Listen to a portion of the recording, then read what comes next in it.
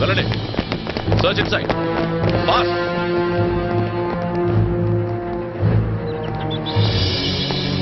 లోపల ఎవరు లేరు సార్.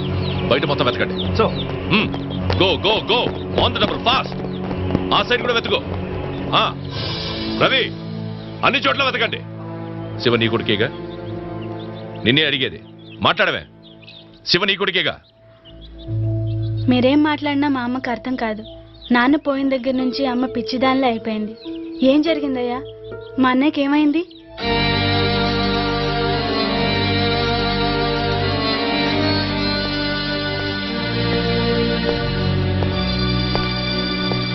చూడమ్మా, మీ అన్నయ్య వస్తే పోలీస్ స్టేషన్కి వచ్చి చెప్పు. అలాగేనయ్యా.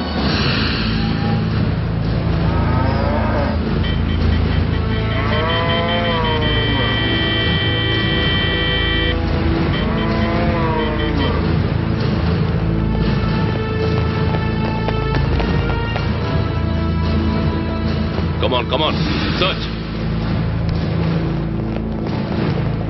Search thoroughly. Yes, sir.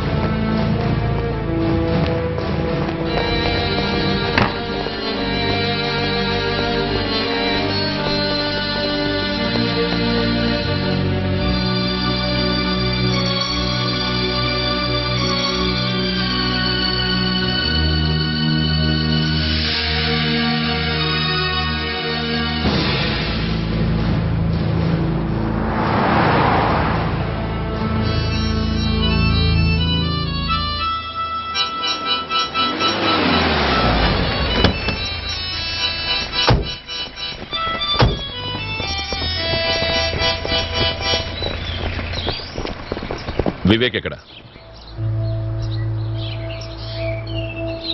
Vivek ఎక్కడ? సార్ ఆయన మాట్లాడలేరు సార్.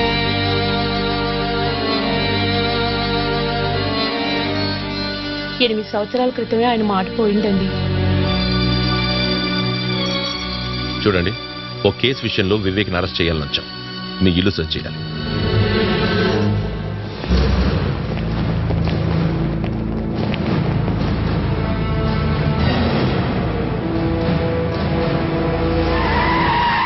హింసతో ఏ సమస్యకి పరిష్కారం ఉండదని చిన్నప్పటి నుంచి నేర్పించాను.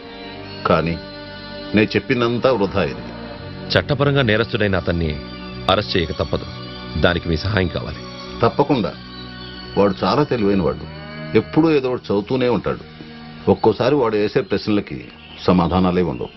చిన్నప్పటి నుంచి నేను నేర్పిన ఆలోచనలు సరైనవా, ఇప్పటి వాడి ఆశయాలు సరైనవా నేను నిర్ణయించలేకపోతున్నాను. అతని గురించి మీకు వివరాలు ఏమైనా తెలిస్తే మాకు తెలియచేయండి.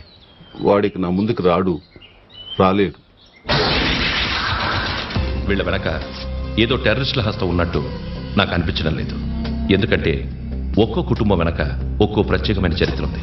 రాజకీయం, క్రిమినలిజం ఈ రెండు కలిసి ఆ 4 కుటుంబాలని నాశనం చేశాయి. ఒక మధ్యతరగతి రైతు కుటుంబానికి చెందినవాడు శివ. వాళ్ళ నాన్న వ్యవసాయం చేస్తూ కల్తీ విత్తనాల వల్ల, కల్తీ పెస్టిసైడ్స్ వల్ల పంటలు పాడై అప్పులు పాలై ఆత్మహత్య చేసుకున్నాడు. దెన్ రఫీ ఇండస్ట్రియల్ ఏరియాలో లేబర్ లీడర్ అబ్దుల్ రెహమాన్ కొడుకు. ఇండస్ట్రియలిస్టులపై పొల్యూషన్కి వ్యతిరేకంగా పోరాడాడు. ఆ పొల్యూషన్ వల్లే క్యాన్సర్ అటాక్ అయి చనిపోయాడు. మన దేశానికి స్వాతంత్రం వచ్చాక పార్టీలు బయటకు వచ్చిన వ్యక్తి శ్రీపురం గోపాలకృష్ణ. స్వాతంత్రం వచ్చాక అధికారంలోకి, పదవుల్లోకి వచ్చిన వాళ్ల చేతుల్లోనే ఆయన ఎన్నో బాధలు పడ్డాడు. ఆయన కొడుకు నరసింహారావు హ్యూమన్ రైట్స్ ఉద్యమంలో ఉండగా 6 ఏళ్ల క్రితం పోలీసులు విచారణ కోసం తీసుకెళ్లారు. ఇంతవరకు ఆయన జాడ తెలీదు. ఆయన కొడుకే అరుణ్. ఇక 4వ వాడు వివేక్.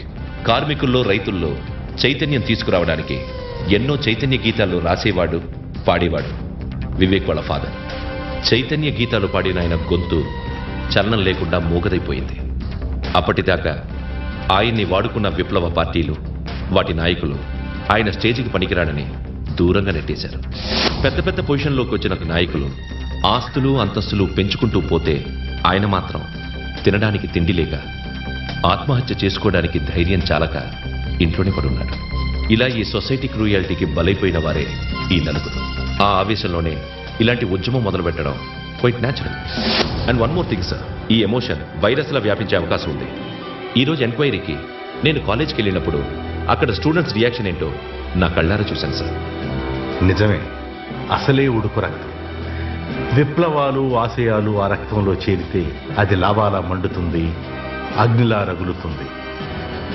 అది పెనుమంటగా మారకముందే దాన్ని మనం ఆర్పేయాలి.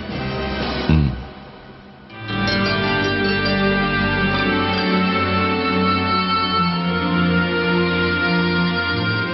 చట్ట ప్రకారం వాళ్ళు క్రిమినల్సే. అయినా ఇంత తెలివైన కుర్రాల భవిష్యత్ నాశనం చేయడం ధర్మం కాదు. Yes, I know that.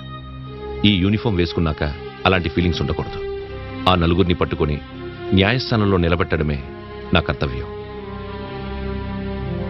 వాళ్ళ గతాన్ని గురించి భవిష్యత్తు గురించి ఆలోచించడానికి నేనేమీ సంఘసేవకుణ్ణి కాదు. నువ్వు అనవసరంగా నన్ను కన్ఫ్యూజ్ చేయకు. మనం చాలా పొరపాటు చేశాంరా. జ్యోతితో రొమాంటిక్ డ్రామాలు, వాళ్ళ ఇంటికెళ్ళి మెయిల్ చెక్ చేయటాలు, ఇవన్నీ కరెక్ట్ కాదేమోనని నాకు ఇప్పుడు అనిపిస్తుందిరా. నీకు ప్రేమ అంటే ద్వేషం రా, ప్రేమించే వాళ్ళంటే జలసి. ప్రేమ కాదురా, దిల్లున్న వాళ్ళు చేయాలి ఈ పనులు. మధ్యలో నీలాగా లవ్ రొమాన్స్ అని తిరిగితే మనం ఫినిష్ అయినట్టే. అవునరా, నేను రొమాంటికే, సెన్సిటివే. మీకు తెలుసుగా, ఒకప్పుడు ఆటపాటలతో ప్రజల్ని మురిపించిన ఒక సింగర్ కొడుకు నేను. ఇక ఆట పాట అంటారా, అది నా రక్తంలోనే ఉంది. అది చచ్చేదక్కపోదు. ఇక ప్రేమ అంటావా, అది నా కంట్రోల్లో లేదు. నా పద్ధతి మీకు నచ్చకపోతే చెప్పండి, నేను ఇప్పుడే వెళ్ళిపోతాను. పోతే పో, కానీ మేము మాత్రం వెనకడికి. నువ్వు కాకపోతే ఇంకొకరు. ఆపండి ఆపండి రా. ప్రపంచాన్ని అంతా ఒకేసారి మార్చాలని కాదుగా మన ఉద్దేశం. మనం ఎంత చేయగలమో అంతే చేయాలి. రోజుకొక్కడికి ముందుకేసినా చాలు. You are wrong. అసలు కొయ్యాల్సింది చేతులు కాళ్ళు కాదు, వాళ్ళ గొంతులు. నో, ప్రాణాలు తీసే హక్కు మనకు లేదు. మనం నేరస్తుల్ని శిక్షించేది వాళ్ళల్లో మార్పు తీసుకురావడానికే. శిక్షించబడ్డవాడు మారాలి, తప్పు చేసే వాళ్ళకి హెచ్చరికగా ఈ సమాజంలో తిరగాలి. ఆ భయంతోనైనా మిగిలిన వాళ్ళు జాగ్రత్త పడతారు. మనం ఎన్నో నష్టపోవచ్చు, ఉద్యోగం, కుటుంబం, భవిష్యత్తు అన్నీ. కానీ అందరికీ మంచి జరగాలంటే కొంతమంది కష్టపడక తప్పదు. 100 మంది దోషులు తప్పించుకున్నా పర్వాలేదు, కానీ ఒక్క నిర్దోషి కూడా శిక్షింపబడకూడదని మన రాజ్యాంగం చెప్తోంది. అలా తప్పించుకున్న ఒక్కో దోషి వల్ల వందలాది మంది అమాయకులు బలైపోతున్నారు. ఆ అమాయకుల కోసం మనలాంటి వాళ్ళు సమిధులైనా పర్వాలేదు, కానీ ఒక్క దోషి కూడా శిక్ష నుంచి తప్పించుకోవడానికి వీల్లేదు. వివేక్, వెళ్ళిపోతానంటున్నాం. మన ఉద్యమం మంచిదని గుర్తించి ఆ ఇన్స్పిరేషన్తో కొంతమంది అయినా ముందుకొస్తే మన లక్ష్యం నెరవేరినట్టే.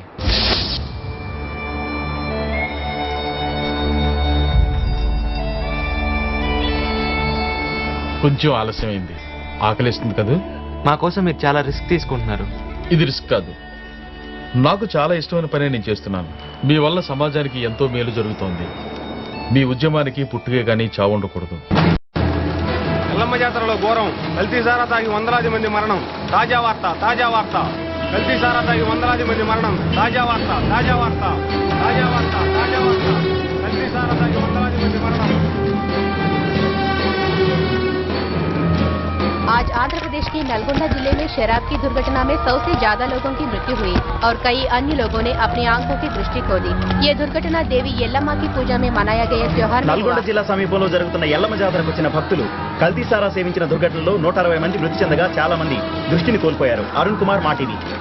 पास वाले शहरों से डॉक्टरों और दवाइयों का प्रबंध किया जा रहा है। In a man-made disaster, more than 100 people died and many more lost their eyesight. ఈ దుర్ఘటనలో 160 మంది చనిపోయారని, 120 మంది చూపు కోల్పోయారని వార్తలు వస్తున్నాయి. చాలా మంది పరిస్థితి ప్రమాదకరంగా ఉండడంతో ఆ సంఖ్య పెరగొచ్చని అధికారులు భయపడుతున్నారు. Hospitals are full of victims. Doctors and other medical personnel are trying their best to treat the victims. Sandhya, NDTV. సారా కాంట్రాక్టర్ల స్వార్థం, ప్రభుత్వ అధికారుల నిర్లక్ష్యం, లంచగొండితనం వల్లే ఈ దుర్ఘటన జరిగిందని ప్రజలు కోపద్రిక్తులవుతున్నారు. మరణించిన వారు, చూపు కోల్పోయిన వారు, సావు బతుకుల మధ్య కొట్టుమిట్టాడుతున్న వారు, వీరందరి బంధువుల రోదనలతో ఆసుపత్రి వద్ద పరిస్థితి చాలా దయనీయంగా ఉంది. రవి, టీవీ 9. ఆ జాతరకు వచ్చిన భక్తుల సంఖ్య లక్షల్లో ఉండటంతో అస్వస్థులైన వారి సంఖ్య చాలా అధికంగా ఉంది. నగరంలోని హాస్పిటల్స్ అన్ని బాధితులతో నిండిపోయాయి. ప్రసాద్, ఈటీవీ. మన సారా తాగి ఎంతమంది జనం చచ్చినందుకు ఏడుస్తారేంటయ్యా? జనాభా తగ్గిపోలా? జనం తెచ్చారని సారా అమ్మడం ఆపేస్తావా?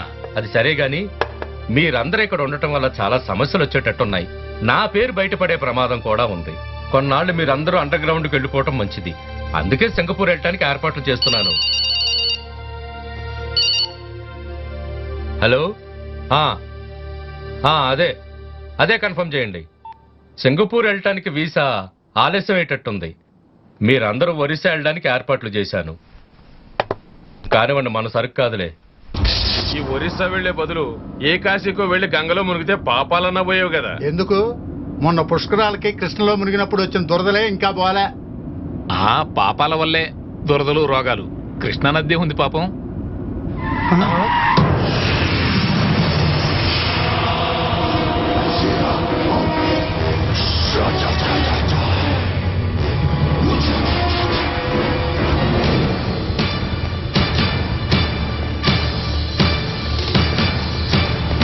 తాగండి రా, తాగండి. వందలాది మంది అమాయకులు చచ్చిపోవడానికి గుడ్డివాళ్ళు అవడానికి కారణమైన మీ కల్తీ సాగు. తాగరా, తాగు. దీని రుచి ఎలా ఉంటుందో నువ్వు ఎప్పుడైనా చూసావా? నాకు అసలే అరగదు. అదేం కుదరదు. హాస్పిటల్స్ మార్చురీలు హౌస్ఫుల్ అయిపోయి ఆ సంతోషంతో సెలబ్రేట్ చేసుకోవాలి కదా. తాగండి రా, తాగండి.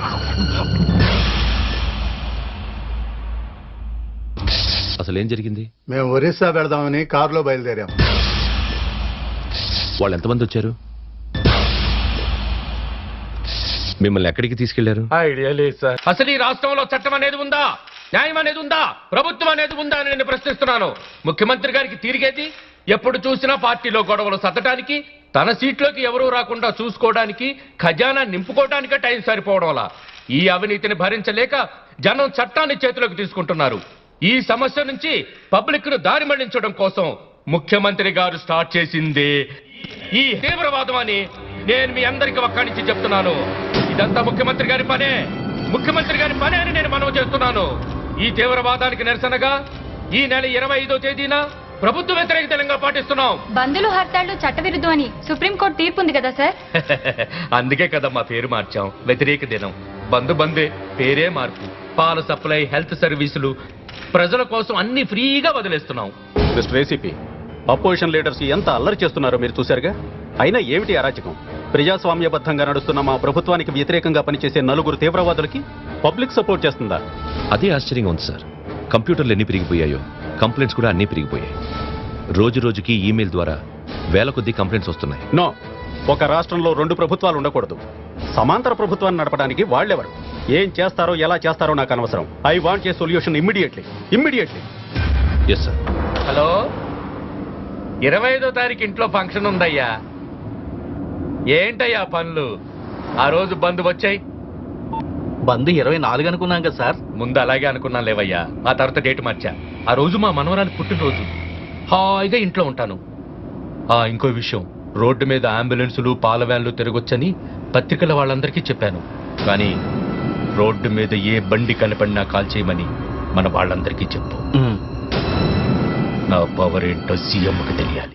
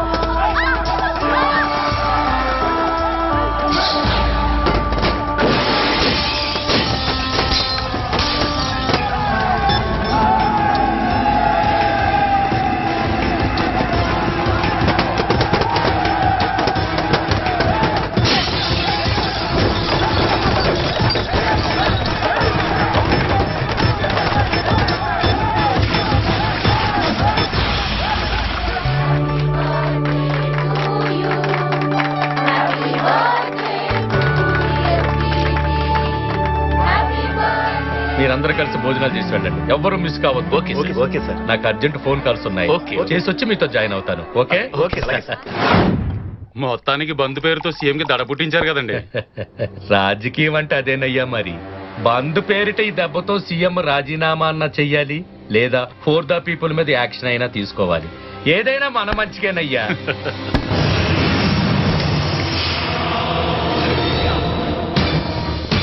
ఎవరు మీరు? మిమ్మల్ని అడుగుతున్నాను. ఎవరు మీరు?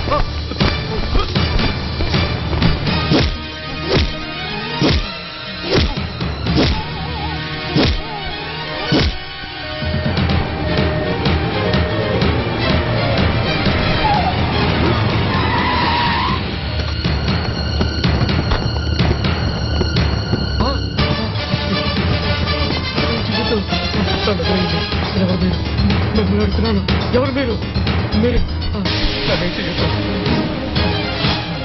ఏ పార్టీ బంద్ చేసినా ప్రజల పరిస్థితి ఇలాగే దారుణంగా ఉంటుంది.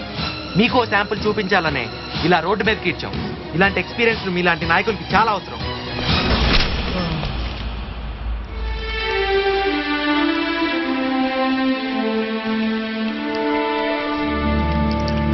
పాప టీ అడిగి చాలాసేపు అయింది, లేట్ అయింది. తీసుకో బాబు.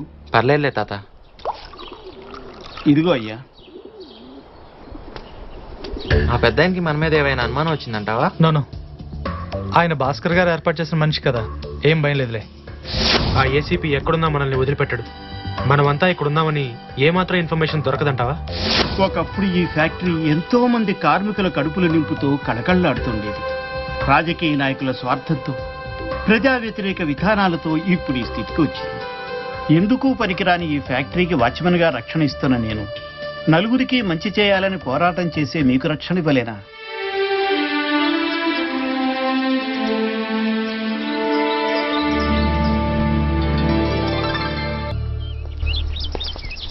ఏంటి ఆలోచిస్తున్నావు? ఏం లేదురా.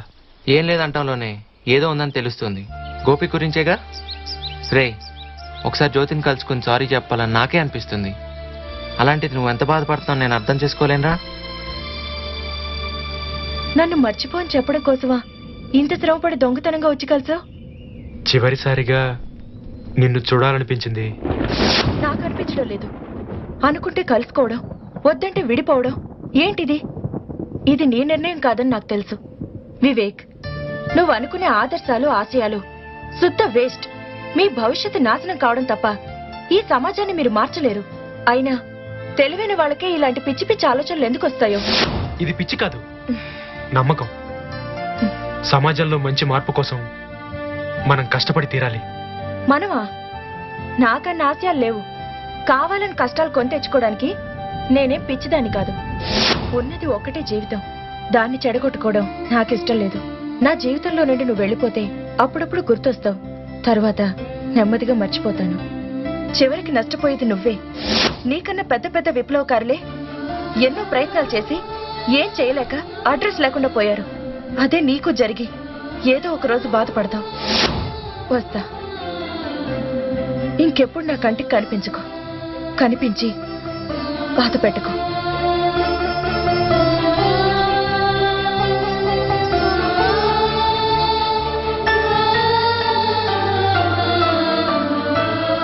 ఎక్కడో ఏదో పొరపాటు జరుగుతోందని నాకు ముందే అనిపించింది. అయినా వివేక్ ఇలాంటి గ్రూప్లో చేరతాడని నేను ఊహించలేదు. అరవింద్ కూడా అంతే. అయినా అతను నన్ను ఎందుకు మోసం చేయాలి? ప్రేమిస్తున్నట్టు ఎందుకు నటించాలి? అలా నటించడానికి అతనికి మనసు ఎలా ఒప్పిందో నాకు అర్థం కావట్లేదు. కానీ ఒక్కటి మాత్రం నిజం, నేను ఇప్పటికీ అతన్ని ద్వేషించలేకపోతున్నాను.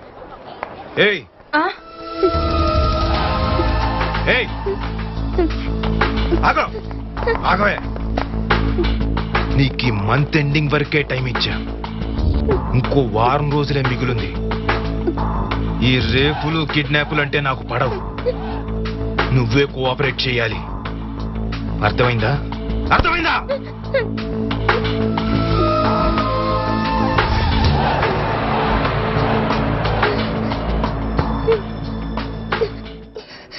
నన్నేం చేయమంటారో చెప్పండి సార్. మేము కాలేజీలో చేరి చదువుకోవడానికా, ఈ టార్చర్లు భరించడానికా? చూడమ్మా, కాలేజ్ అన్నాక ఈ టీజింగ్లు ర్యాగింగ్లు తప్పవు. మీరే సర్దుకుపోవాలి. నాకు సర్ది చెప్పడమే కానీ మీరు అతని మీద యాక్షన్ ఏం తీసుకోలేరా సార్? యాక్షన్ తీసుకోవడానికి వాడేమన్నా మామూలు మనిషా? రౌడీ వెధవా. వాళ్ళ నాన్న పెద్ద పొలిటీషియనే చచ్చాడు. కర్మ. అయితే ఏంటి సార్, ఆ రౌడీగడు వాడి ఇష్టం వచ్చినట్టు ఆడపిల్లలతో ఆడుకుంటాడా? బస్సు దిగి వస్తున్నప్పుడు కారిడార్లో, క్లాసుల్లో ఎక్కడ పడితే అక్కడ పని కట్టుకుని మనిషిని తాకడం, నలుగురు ఉన్నారని కూడా చూడకుండా వాడు చేసే ఇండీసెంట్ కామెంట్స్, ఆ కామెంట్స్ మీకు చెప్పడానికి సిగ్గుగా ఉంది. ఏంటి సార్ ఇదంతా? వాళ్ళ నాన్న పెద్ద పొలిటీషియన్ అయితే ఎవరికి సార్? ప్రిన్సిపాల్ గా స్టూడెంట్